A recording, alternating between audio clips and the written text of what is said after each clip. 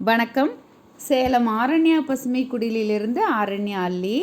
இன்றைக்கி எங்கள் தோட்டத்தில், அதாவது மாடியிலேயே ஒரு க்ரோ பேக்கில் எப்படி முருங்கை செடியாக வச்சு மரமாக வளர்த்தி அதிலிருந்து காய்கள், பூக்கள், கீரைகள் எல்லாத்தையும் எடுக்கிறேன் அப்படிங்கிறத நான் உங்களுக்கு காமிக்கிறேன்.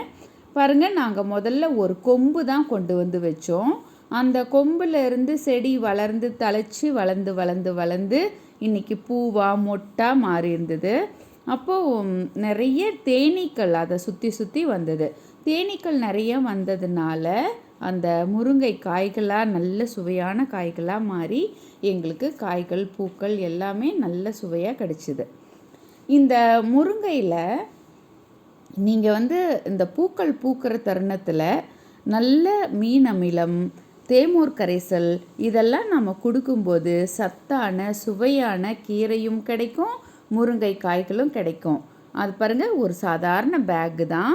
அதில் கொஞ்சம் மண், காயற்பித்து, அப்புறம் வீட்டிலையே மக்குன எருக்கள், குப்பைகள், நம்மளோட வீட்டு கழிவு, அதாவது சமையல் அறையிலேருந்து வேஸ்ட் ஆகிற தோல்கள், வெங்காய சருகு, பூண்டு தோல், இது எல்லாத்தையும் மட்டும்தான் நான் அதில் போடுவேன். அப்படி போடவே அதில் அவ்வளோ அருமையாக அது வளர்ந்தது.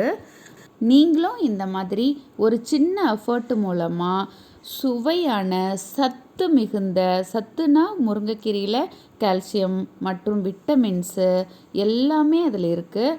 அந்த சத்தான கீரையும் காயும் நீங்கள் வளர்த்து நீங்களே எடுத்து ஆரோக்கியமாக இருக்கணும்னு அன்போடு வாழ்த்துறேன். நன்றி, வணக்கம்.